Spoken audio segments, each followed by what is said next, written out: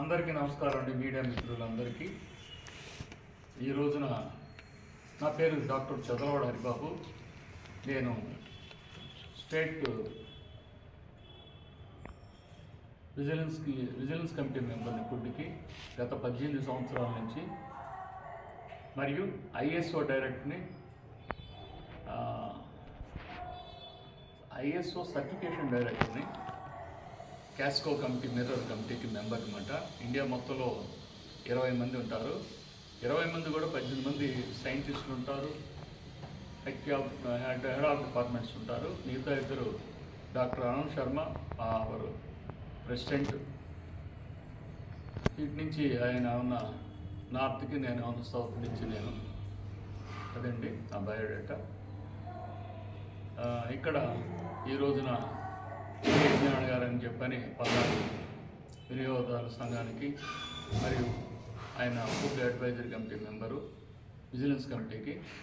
ఇక్కడ అల్లూరి గారు ఉన్నారు, ఆయన అసిస్టెంట్ కంట్రోలర్ గారు పల్నాడు జిల్లా మొత్తానికి. వీరు సైదా గారు ఇన్స్పెక్టర్ గారు లేబుల్ మెట్రాలజీ. ముఖ్యంగా ఏంటంటే మన సివిల్ సప్లైస్ మినిస్టర్ గారు గౌరవనీయులు నాదెళ్ల మనోహర్ గారి ఆదేశాల మేరకు గత 10 రోజుల నుంచి కూడా లీగల్ మెట్రాలజీని ఇచ్చేసేసి పరుగులు తీస్తున్నారు.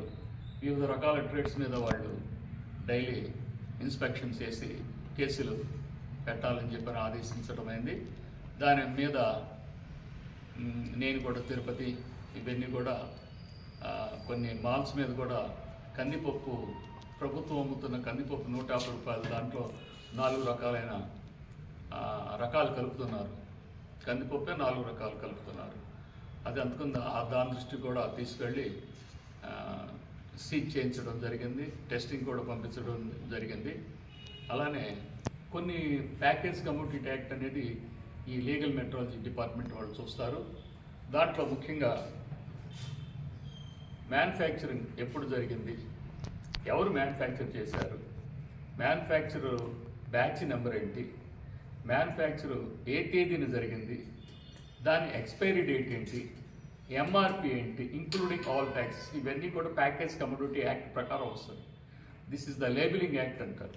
ఈ లేబులింగ్ యాక్ట్ ప్రకారం ఏమి లేకపోతే కస్టమర్ కేర్ నెంబర్ ఉండాలి, మరియు కస్టమర్ ఈమెయిల్ నెంబర్ కూడా ఉండాలి. మరి ఒక లీటర్ కనుక అయితే దానికి ఎన్ని ఎంఎల్స్ ఉంది అనేది కూడా వేయాలి. లీటర్ ప్లస్ ఎంఎల్స్ ఎంత ఎంఎల్ అని చెప్పని కూడా వేయాలి. ఇవన్నీ కూడా ఇటీవల చట్ట ప్రకారం మార్పులు జరిగిన దాని మీద ఇవన్నీ రావటం జరిగింది. చాలామంది కంపెనీ వాళ్ళు వాటిని విస్మరిస్తున్నారు. ఈ రోజున అన్నదాతలు దగా పడకూడదు, అన్నదాతలు మోసం పోకూడదు అని చెప్పిన ఉద్దేశంతో మన సివిల్ సప్లైస్ మినిస్టర్ గారు చెప్పిన ఆదేశాల మేరకు ఈ రోజున ఇక్కడ సత్తెనపల్లి పట్టణంలో ఎరువులు, పురుగుల మందు కొట్టు మీద రైడింగ్ చేసాం. ఆ రైడింగ్లో చాలా విషయాలు వెలుగులోకి వచ్చింది. కంపెనీ వాళ్ళు ఈ విషయం మీద మన సైదా గారు కానీ, లేకపోతే అసిస్టెంట్ కంట్రోలర్ గారు కానీ, అల్లూరయ్య గారు మాట్లాడతారు ఆ సబ్జెక్టు మీద. వాళ్ళు దేని మీద కేసులు రాసింది అనేది ఇక్కడ ఈ పల్నాడు జిల్లా కానీ, మా గుంటూరు జిల్లా కానీ, ఏమైనా సరే వినియోగదారులు ఎదుర్కొంటున్న సమస్యల గురించి నాకు తెలియజేస్తే నేను వాళ్ళకి అండగా ఉంటాను. అధికారులతో కలిసి రైడింగ్స్ కూడా చేసి వినియోగదారుల రక్షణ కోసం పాటుపడతానని చెప్తున్నాను. నా నెంబరు 9849500354. అల్లూరి గారిని మాట్లాడవలసిందిగా కోరుచున్నాను. మీడియా మిత్రులారా, నా పేరు Alluraiah, assistant control legal metrology Palnadu. అందరూ మనకు తెలిసిన మిత్రులే అందరూ చాలామంది ఇక్కడ చాలా కాలం పనిచేసేటువంటి. అయితే మాకున్న యాక్ట్ ఏంటంటే, మాకు లీగల్ మెట్రాలజీ యాక్ట్లో మాకు 6 నిర్దేశాలు ఉన్నాయి. ఫస్ట్, ఏ వస్తువు అయినా తయారు చేయాలి పూర్తి చిరునామా అనేది మెన్షన్ చేయాలి ప్రతి ప్రొడక్ట్ మీద. ఆ తర్వాత కమోడిటీ నేమ్, అంటే ఆ ప్యాకెట్లో ఏముంది, ఆ పదార్థము కానీ వస్తువు కానీ ఏదైనా ఆ పేరు ఉండాలి. తర్వాత డేట్ ఆఫ్ నెట్ వెయిట్ ఎంత, ఎన్ని గ్రాములు ఉంది, date of packing, customer care MRP ఇన్క్లూజ్ of all types of పదం మెన్షన్ చేయడం కూడా వైలేషన్ అవుతుంది. అది కంపల్సరీ ఇన్క్లూజ్ ఆఫ్ ఆల్ టైప్స్ కూడా మెన్షన్ చేయాలి. Customer care number, email address. ఈ మధ్య మనకు జనవరి 24 నుంచి కొత్తగా ఒక రూల్ అమెండ్మెంట్ అయింది. యూనిట్ షేర్ ప్రైస్ అనేది కంపల్సరీ ఒక 1 kg 1 లీటర్ తప్ప మిగతా అన్నిటికీ యూనిట్ షేర్ ప్రైస్ అనేది కంపల్సరీ మెన్షన్ చేయాలి ప్రతి ప్యాకెట్. ఇప్పుడు మార్కెట్లో మనకు ఎక్కువ అవే దొరుకుతున్నాయి కేసులు. మిగతా ఏంటంటే ఆల్రెడీ ఏంటంటే కొంతమంది లీగల్గా కొంత అమెండ్మెంట్ చేసుకోక ఇప్పుడు దొరుకుతున్నాయి. కాబట్టి ఇటీవల మేము కూడా కలిసి లోకల్ సత్రపల్లి ఇన్స్పెక్టర్ కలిసి కూడా యూనిట్ షేర్ ప్రైస్ రాయడం, కాంపౌండింగ్ కట్టించడం, కంపెనీ వాళ్ళకు కూడా దానికి మీరు ఎలా చేసుకోవాలి దాన్ని రెక్టిఫై చేసుకోమని చెప్పి మేము వాళ్ళ దృష్టికి తీసుకెళ్తున్నాము. రెండవది ఏంటంటే ఈ మధ్యకాలంలో మొన్న 14/8 తారీఖున కూడా మా జాయింట్ కంట్రోలరు మాధురి మేడం గారు ఆమె తనిఖీకి రావడం, ఆమె సమక్షంలో రైస్ మిల్లు ఇన్స్పెక్షన్ చేయడం జరిగింది. ఆ ఇన్స్పెక్షన్లో కూడా చాలా వరకు 26 కేజీలని బస్తా మీద వస్తుంది. 5 తూకమేసి 25 కేజీలు. కేవలం ఏంటంటే వాళ్ళు జిఎస్టీ కోసము హోల్సేల్ పరిధిలో ఉండటానికి 26 కేజీలు వేసుకుంటున్నారు. 25 కేజీలు అనేది మెన్షన్ చేస్తున్నారు. అది మనకు ఏంటంటే చట్టరీత్యా అది నేరం. ఎందుకు నేరం అంటే హోల్సేల్ ప్యాకేజీ ఉన్నప్పుడు దానికి 26 కేజీలు ఉన్నప్పుడు ఏమంటే దాని మ్యానుఫ్యాక్చర్ అడ్రస్, కమోడిటీ నేము, నెట్ వెయిట్ ఈ 3 ఉంటే సరిపోతుంది. అయితే రిటైల్ ప్యాకేజీ వచ్చేసి 25 కేజీలు రిటైల్ ప్యాకేజీకి వస్తుంది. 25 అన్నప్పుడు ఏంటంటే మనకు మ్యానుఫ్యాక్చర్ అడ్రస్, కమోడిటీ నేము, నెట్ వెయిట్, ఎంఆర్పి తర్వాత కస్టమర్ కేర్ నెంబర్ ఇవన్నీ మెన్షన్ చేయాలి. వీటికి ఈ రిటైల్ ప్యాకేజీకి అయితే 6 రూల్స్ కంపల్సరీ వర్తిస్తుంది. అయితే వాళ్ళు ఏంటంటే ఎందుకు మరి ఇలా చేస్తున్నారు కూడా మేము మార్కెట్లో వాళ్ళకు కూడా చెప్పడం జరిగింది. సార్ మాకు ఈ 26 అయితే మాకు జిఎస్టీ పరిధిలోకి రాకుండా ఉండటానికి మేము ఇలా చేసుకుంటున్నామని. కానీ అక్కడ కన్జ్యూమర్ ఏంటంటే చాలా వరకు 26 కేజీలు అనేసి 25 కేజీలు అక్కడ మోసం జరుగుతుంది. దాని మీద మేము కూడా ఈ మధ్య ఇటీవల కూడా దాడులు చేయడము, కేసులు రాయడము, భారీ పెనాల్టీలు కూడా వేయడం జరిగింది. మొన్న 25 కేజీల నెట్ వెయిట్ అని చెప్పేసి తప్పు ఫర్దర్గా అలా జరగకుండా చూడమని చెప్పాము.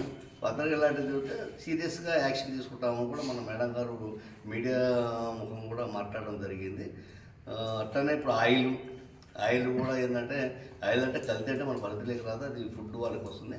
అయినా కూడా వాటర్లో కూడా ఏంటంటే మనకు నెట్ కంటెంట్స్ మీద సక్రమంగా రావట్లేదని చెప్పి వాళ్ళు నాన్ స్టాండర్డ్ అని ప్యాకింగ్ చేసుకోవడం ఇవన్నీ జరుగుతూ ఉన్నాయి. నాన్ స్టాండర్డ్ ఏంటంటే ఇవన్నీ అవకతవకలు ఏంటంటే జిఎస్టీ కోసం చేస్తున్నారు.